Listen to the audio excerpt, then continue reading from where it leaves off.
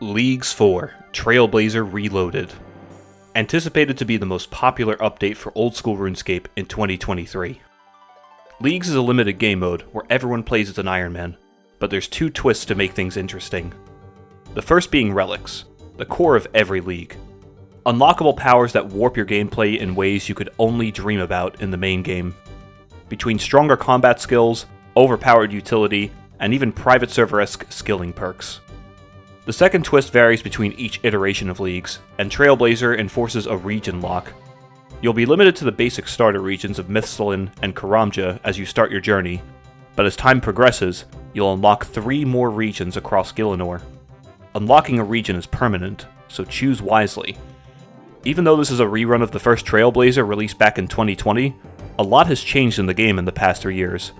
So if you're someone who's played Leagues 2 and remembers the popular combinations of Kandarin, Asgarnia, Moraia, you might want to rethink your choices this time around. In this video, I want to talk about all the changes in the past 3 years, and the strengths and weaknesses of every region you can unlock, while putting them into a tier list based on their overall usefulness and enjoyment. So without further ado, let's get into it.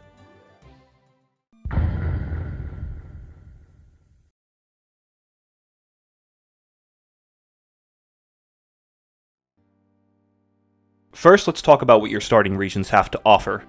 You're given both Mistolin and Karamja as your initial sections of the game. While these two regions don't offer much exciting content outside of the fight caves and the Inferno, they do offer you a decent baseline of gear to fall back on if your future regions are missing something. Since you're given a Draman staff, you do have access to the Abyssal Nexus with the code DIP for Abyssal Sire, and access to normal Abyssal Demons with the code ALR. This gives you access to all of Abyssal Sire's drops, including the iconic Abyssal Whip. With access to the Tazar region, this unlocks all Onyx jewelry such as the Amulet of Fury, Regen Bracelet, and the Berserker Necklace, the last of which pairs quite nicely with full Obsidian armor, and the Obsidian Sword. So if your regions don't offer you much before the Abyssal Whip, this combination is a decent alternative, granted you've got the economy to afford it. It's also important to note, while you don't have access to a shop that sells jewelry molds immediately, you can obtain them using Tool Store 4 in your player-owned house with 44 construction. Additionally, from the Tazar region, you can get yourself the iconic Obsidian Shield for +5 strength bonus. And lastly, nested up in the Fossil Island is Granite Boots, a +3 strength item for the boot slot that outclasses Rune Boots, albeit a rare drop. Popular training methods for these regions include Birdhouses, Herbivore, Giant Seaweed, a 3 Iron Ore spot, Karimbwans, Volcanic Mine, Ammonite Crabs, and Grey Chinchampas on the northern part of the Soul Wars Island. A popular early game strategy includes taking the BKQ Fairy Ring to the Enchanted Valley. Here you can fight tree spirits for a moderately decent chance at obtaining a rune axe, as well as some nature runes. Unfortunately, this region does not offer any allotment or herb patches, but it does offer 2 tree patches at Varrock and Lumbridge Castle, alongside a fruit tree patch at Brimhaven. And lastly, it's worth talking about the few items you can obtain from Clue Scrolls alongside how they will operate. Unlike Leagues 2, Clue Scrolls will only be able to give you steps that you can physically complete within your region unlocks. This won't retroactively track your skills page, so clues such as this one will still be possible to get with one Slayer. Notable items include Spiked Manacles, offering 1 more strength bonus than Granite Boots, Ranger Boots, Wizard Boots, All God D'hide Shields, the Rune Crossbow, the Magic Shortbow, and Black Dragon Hide alongside all its blessed variants. With all your starting options out the way, let's talk about the regions that you'll have the option to unlock. Kandarin. I absolutely need to talk about this region first, as this was the most popular region in the last season of Trailblazer by far. It was and still is the bread and butter of every account starting out, but in the past 3 years, nothing much has really happened to change the shape of dear old Kandarin. However, a league-specific change has happened that gave this region a boost that, in my opinion, it really did not need. If you're not aware already, unlocking a region gives you a list of quests that will automatically be completed alongside their prerequisites. In last Trailblazer, unlocking Kandarin automatically completed Swansong alongside Monkey Madness 2, but in this season, it will also unlock King's Ransom, the quest that unlocks Piety, previously requiring you to unlock Asgarnia in addition to Kandarin to complete it. But as strong as this unlock is, it's only the icing on the cake. For early game, you'll gain access to the Sea Slug, Waterfall, and Fight Arena quests to break you out of the early level slog. Granted, you've not selected other regions that auto-complete them. Other notable early game unlocks include the Seed Pod, Ardoin Cloak, the Dragon Scimitar, and the Warp Scepter. It's also been confirmed that the Path of Gluffrey quest will not require other regions to complete. Popular skilling methods in Kandarin include 2 herb and allotment patches at Catherby and north of Ardoin, 3 fruit tree patches at Catherby, Gnome Stronghold, and Gnome Village, 1 tree patch at Gnome Stronghold, access to house servants for your player-owned house, Seers and Ardoin agility courses, Red Chinchampas, the Ziamai altar, Monkfish, Barbarian fishing, teak trees on Apatol, and of course, the Monkey Madness 2 tunnels. And finally, the most popular unlocks include Barbarian Assault alongside the Fighter torso, Krakens with the Trident of the Seas and Kraken tentacle, Demonic Gorillas and Zenyte jewelry, and Smoke Devils, Thermonuclear Smoke Devil, and the Occult Necklace. While the region doesn't offer anything too exciting in the ways of late game combat, the resources it provides arguably overshadow that. No other region will offer you a 15% increase in magic damage from easily obtained items, not to mention the farming benefits, early game flexibility, and other skilling methods that maintain viability at later parts of your journey. I give Kandarin an A-tier rating. As good as this region is, there are regions that offer more in my opinion, and can contend with the benefits of this region. It's a powerful pick for all parts of the game, and while there are decent alternatives, you won't realize how strong this region really is until you don't have access to it. Up next on the list is Asgarnia, Kandarin's best friend in the first Trailblazer League, as both were needed for unlocking Piety. While Asgarnia has lost out on this benefit, it has gained much more in exchange and still maintains a powerful position on the map. Next, the 5th General has been released, and offers incredibly powerful items that do not need other regions to be used. Full Torva, Zarite Vambraces, the Zarite Crossbow, the Ancient Godsword, and Dragon Bolts, previously a Fenic exclusive. While in the main game you do need completion of Desert Treasure 1 to access this boss, that is not the case for leagues. So if that region isn't in your agenda, you're in the clear. Asgarnia has also gotten Kamdozal alongside the Whisperer, but unlike Nyx, you will need to unlock the desert to access her. Now that the noteworthy changes are out the way, let's talk about what Asgarnia has to offer as a whole. Unlocking Asgarnia will automatically complete the following quests. Unfortunately, unlike Kandarin, Asgarnia offers very little to assist in your early game escapades, outside of the Witch's House quest, the Rogue's Den in the full Rogue's outfit, and a very popular early game Iron Man moneymaker. Unlocking Asgarnia gives you access to the Goblin Village and Goblin Diplomacy, the requirements to access Dorgish Khan Village, and the Goblin quest line. While you can access the Ham Members hideout with the appropriate thieving level, you cannot access the storeroom without these quests. Noteworthy skilling unlocks include 1 allotment and herb patch at the South Falador Farm, and 2 tree patches at Falador Park and Taverley. The Crafting Guild and the Crafting Cape granted you've completed the Falador Hard Diary, and the Falador Rooftop Agility course. While this seems lacking, Asgarnia shows its true strength once you break out of the early game, starting off with the Warriors Guild. Once your attack and strength reach a combined total of 130, which is not time consuming to do in an accelerated game mode such as Leagues, you'll be granted access to the guild. The only place in the game to obtain the best in slot offhand, the Dragon Defender, and behind it is Max Cape Island, should you play long enough to reach that. And while we're on the topic of strength bonus, it's worth noting that Asgarnia is the only region to obtain climbing boots early on. Other main points of interest include the entirety of God War's dungeon, all 5 generals, and their respective drops. This is the main selling point of Asgarnia, and it's one that shouldn't be ignored. Not to mention, this is one of the only 2 regions where you can pick up dragon boots. You'll also gain access to Cerberus and all of its crystals, the Dragon Pickaxe, as Normov is the only guy to repair the broken one from Volcanic Mine, and Full Void. Unfortunately, if you want the elite variant, you will need both the Kandarin and Tanwin regions, as it does require the Western Hard Diary. And lastly, the Dwarven Multi-Cannon is available if you've picked Kandarin as well. I also give the Asgarnia region an A-tier rating, but place it below Kandarin in strength because its early game is quite lacking. It's here for the same reasons as Kandarin, as it offers a lot, but other regions will simply just offer more.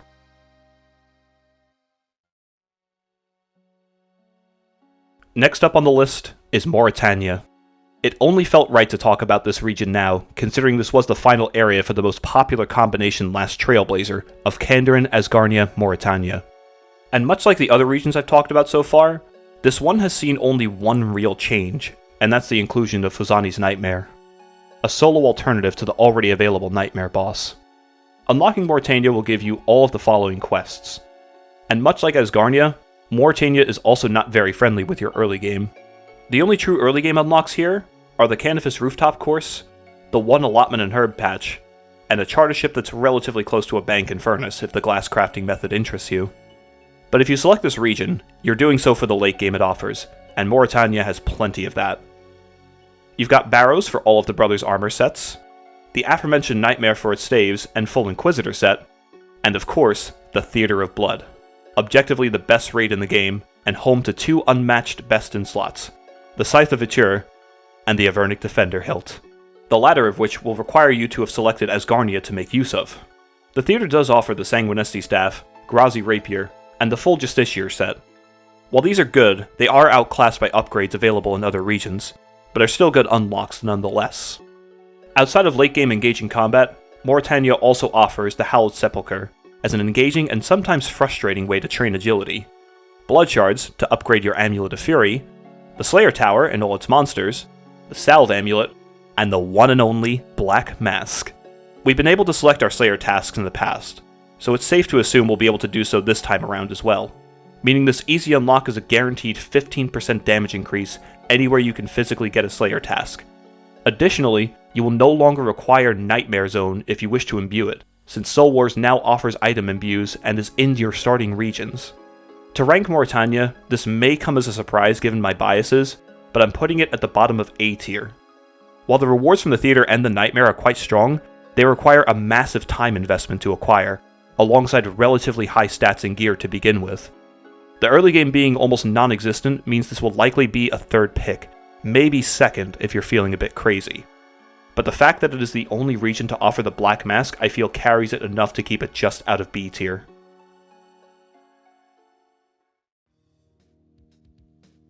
Now it's time to talk about one of the regions that's been on everyone's mind, the desert. Objectively the worst region in the last Trailblazer. However, in this season, it has undergone the most changes out of any region. Entering the fray, we have the third best raid in Tombs of Amascut and all its rewards, completion of Desert Treasure 2, which will give you access to the Leviathan without other regions being needed, the Guardians of the Rift, Temporos, and Giant's Foundry. When talking about early game, those last three speak for themselves. Zero supply requirement ways to train runecrafting, fishing, and a more engaging way to train smithing. All these minigames require very easy to obtain stats to interact with them as well. And I've of course got to mention the Arthritis Asylum, Blackjacking. So that's 4 strong methods at training skills in the early game, all the way into your late game as well. But let's talk about the real benefits this region has to offer, the automatic quest unlocks. This list is absolutely stacked, but it includes those early game quests I mentioned in Kandarin. So if you unlock the desert first and plan to unlock Kandarin later, you won't be able to reap those experience rewards, just something to keep in mind. Now while this list looks massive, let's talk about what it all means. The completion of Death Plateau means you'll be able to equip climbing boots gold trimmed if you're lucky enough to get a pair from a medium clue early on. Desert Treasure 1 gives you access to the ancient magics. The feud means you can get right into blackjacking without having to spend time doing the quest. The Temple of the Eye gives you access to Guardians of the Rift as we mentioned earlier. And lastly, the Lost Tribe is automatically completed, meaning you will have access to the Dorgesh Khan area without having to unlock Asgarnia. While there's not much to do down there, it grants access to an early game ranged weapon, the Dorgeshan Crossbow, a very cheap way to train ranged. Now that the giant list is out the way, let's talk about the other benefits of the desert. While you will get access to the agility pyramid for early money, there is a rather degenerate method that's been discovered that I'd be a fool to not cover.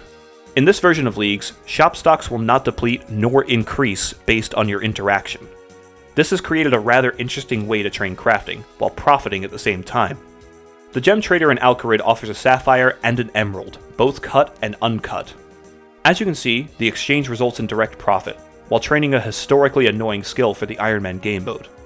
While transactions will calculate based on the volume you sell per action, this is still an incredibly strong method for training crafting and making some money, especially in the early game. While there is a gem trader in Falador, he only offers a lone sapphire. The emerald transaction results in over 30% more experience, and double the money in comparison. Moving away from Shopscape, the desert also offers the Pyramid Plunder minigame, the Granite Quarry, if that method of mining appeals to you, Abyssal Scar rune crafting, the Calphite Queen for the Dragon Pickaxe and Dragon Two-Handed Sword, and the Tombs of Amasket. Unlike all other raid regions, all of the rewards are immediately useful without requiring another region. The Elidinus ward still offering a small magic strength bonus in offhand, Unfortified Missouri offering best in slot range accuracy and strength, the Fang, which trivializes the majority of the game, the Shadow, which does the same but with magic, and arguably the best ring in the game, the Lightbearer. Additionally, by unlocking Desert Treasure 2, you'll unlock all 4 of the bosses, granted you have their appropriate regions. But as mentioned before, the Leviathan comes free.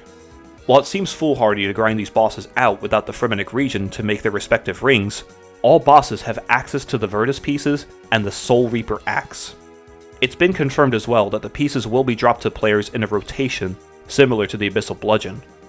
Finally, there's 3 under-the-radar unlocks, first of which being the Blood Talisman alongside the Catalytic Talisman, giving access to the True Blood Altar should you pick Mauritania. While that altar is locked away in Mauritania, you actually can't access it without the desert. Second is the Smoky Well dungeon. While on the surface it doesn't seem all too much to write home about, but an Old School Runescape exclusive update was the Slayer task-only section for the Dust Devils. This is the only part of the cave that is multi-combat, and if you've trained Slayer in the Zaya Catacombs before, you'll know how powerful this is for training Slayer. Since you unlock Ancient Magics by picking this region, this spot is going to be a no-brainer, and probably highly contested. And last is the Elidinus statue. While it's not quite useful early on, its usefulness kicks in upon completion of the Desert Elite Diary, and enables many boss farming methods that we take for granted in the main game. Especially when used in tandem with Last Recall, which is confirmed to be returning this season in some capacity. It should come as no surprise that I'm placing the desert where it belongs, in S tier. Offering strong content at all stages of the game, making content such as Abyssal Sire easier with the unlock of Ancient Magics, and powerful late game items from Tombs of Amasket, there's no combination of regions where the desert is a bad pick. Since we just talked about Desert Treasure 2, it feels appropriate to talk about the region that enables their flagship drops, Fenic.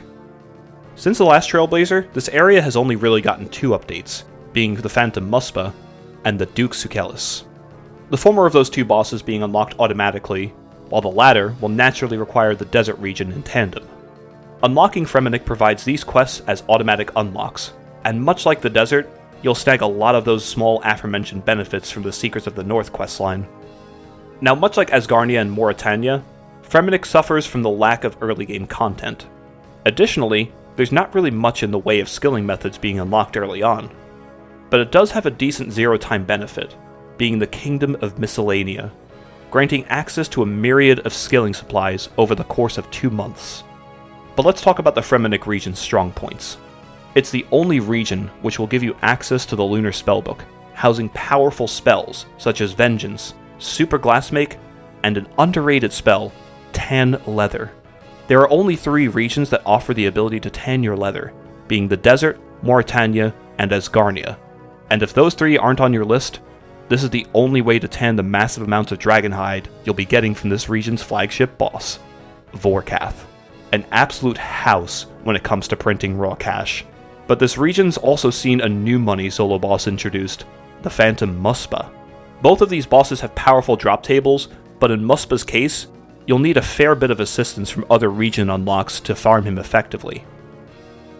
Both of these offer some decent rewards in the ways of the Dragonfire Ward, Dragonbone Necklace, the Venator Bow, and Ancient Essence to upgrade your Imbued Heart, should you be lucky enough to obtain one. You'll also be given access to the Lithcarin Vault, housing Adamant and Rune Dragons, which drop the dragon limbs. However, the Fenic region's main selling point is the Dagannoth King rings, and their Desert Treasure 2 counterparts by extension. Unfortunately, you'll need the appropriate regions for both Whisperer and Vardorvis, but the Berserker ring is strong enough by itself, and the Dagannoth Kings are one of the 2 places in the game where you can obtain the Dragon Axe. Closing things out, the Nay Does Not Face Guard is a +6 strength bonus helmet that you can obtain in the Fenic region with minimal effort. And one benefit this region offers, which is often overlooked, is access to marble blocks, magic stones, and gold leafs. No other region will offer you this. All of the best structures in the player-owned house, including the Ornate Pool and the Gilded Altar, are exclusive to the Fenic region. And lastly, a training method which we also take for granted is the Blast Furnace, the king of smithing methods. While there are other ways to train your smithing in other regions, this one just reigns supreme. Unfortunately for the Fenic region, I don't feel as though its benefits outweigh its drawbacks, and it finds itself in B tier.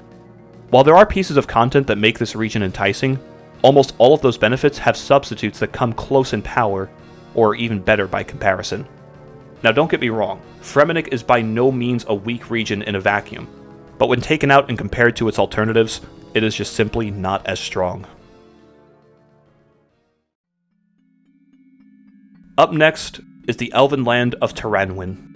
Another region that has seen almost no changes since the previous Trailblazer, but it does have one major difference that might make you consider this as an option. The Bow of the Bofa. Additionally, the Blowpipe is now in its nerf state compared to the last Trailblazer, but where the Blowpipe fails, the Bofa makes up for it. If you've had some experience with this weapon in the main game, you'll know it trivializes most pieces of content, much like the Fang does. And in Leagues, I'm sure it will be no different. But let's look at everything the Elven land has to offer. Unfortunately, in the early game, you're looking at practically nothing. You're given a fruit tree patch in Letya, but that's about it. The three major pieces of content, and practically all the content you'll find, is the Gauntlet, Zulrah, and Zul'Kano. The Gauntlet offers the Bofa, of course, being useful at almost every piece of content in the game, and the Blade of Saeldor, a best-in-slot one-handed melee weapon. Zulrah naturally offers you the Serpentine Helmet, the Blowpipe, and the Magic Fang, the last of which requires either Kandarin or Asgarnia to have any use other than just breaking it down for 20,000 scales. But the Blowpipe is not to be slept on. Even though it's been nerfed, it's still quite powerful, and best to use in some areas of the game to this day. And while Zul'Kano does offer the Crystal Tool Seed, it's only really useful if you've selected a region that can offer a component with which to attach it to. And even then, it's a bit overkill compared to their dragon counterparts. One last thing to note is that this region is the only area in the game where you can attain the Dark Bow. While not fantastic to use outside of PKing applications in the main game, it might have some niche uses depending on what relics were offered. Unfortunately, I cannot in good faith give Tanwin a decent rating either, so I'm placing it in the B tier, below Fenic. While this region does offer some of the best options for ranged combat, at the end of the day, that's quite literally all it offers. And I did say at the start of the video, I'm rating a region on its overall usefulness, but on the bright side, it's not the worst region in the game. The Wilderness. I think it should come as no surprise that the Wilderness is widely considered the weakest of the regions you can unlock. It has received some updates in the past 3 years, albeit very few. The three main Wilderness bosses, Callisto, Venenatus, and Vedion, have been reworked and granted singles plus variants, in addition to the inclusion of the Voidwaker. But one benefit that non-Iron Men and non-collection loggers may have forgotten about is the buff to the Revenant's drop table, in addition to the 5x multiplier when on task. As stated before, it's very safe to assume we will have the ability to pick our own Slayer tasks, so securing all three of the Wilderness weapons shouldn't take too long. In addition, those three weapons overshadow every other item in the game when used within the Wilderness, but drop drastically in power when used outside. But let's talk about the region from front to back. In the early game, the Wilderness is surprisingly quite useful. Lava Dragons have always been an effective low-effort method of advancing your account, and the Ferox Enclave offers a budget way of regenerating all your stats without the use of the Ornate Pool or Eldina statue. The Chaos Altar stands tall as the king of prayer training, especially when player versus player deaths result in no loss in items. This is also the only other region other than Asgarnia where you can obtain the Dragon Boots, and the only region to offer a magic strength bonus in the Cape slot. Each Wilderness boss, in addition to their main uniques, will also grant access to the Dragon Pickaxe and Dragon Two-Handed Sword. But there is one major downside to this region, and that's the Corporeal Beast. It should come as no surprise that one of the main bosses of the region will have points locked behind it, but obtaining them is a different story. Since the game mode is Force Iron Man, you'll have to take on this beast solo, but in order to do so effectively, you'll need assistance from multiple other regions. In previous seasons, you could have a friend with these requirements assist you, as alting Iron Man Corp was not fixed yet. But this year, everyone will have to play fair, and unfortunately, that means a rough time with this beast. This could be completely nullified with the power of relics we receive, but of course, this is very conditional. To no surprise, I've placed Wilderness in C tier, and it's the only region in the C tier. While it does offer some decent benefits to your gameplay, most of its power is only powerful within the Wilderness itself. This is the only region where you can freely attack other players in the game, and I'm sure many individuals will be picking this region for that purpose. But from what we've seen in the past, most old school RuneScape players do not enjoy being attacked by others. However, I will be curious to see what some content creators have cooked up for this region when the update does launch. And with that, there's only one region left to review, and that's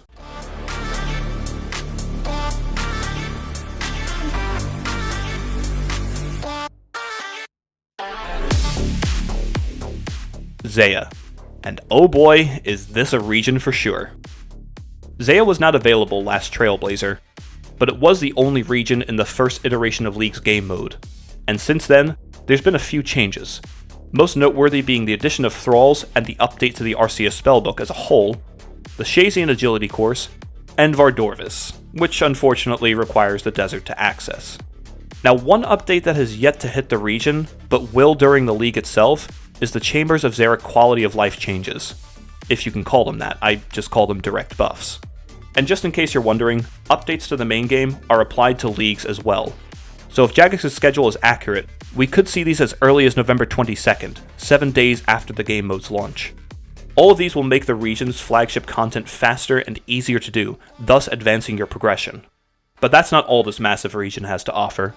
Unlike the slew of regions we've touched on earlier, Zeah actually offers a fair bit of content to the early game, one of which being the Farming Guild, accessible at just 45 farming and housing every patch imaginable.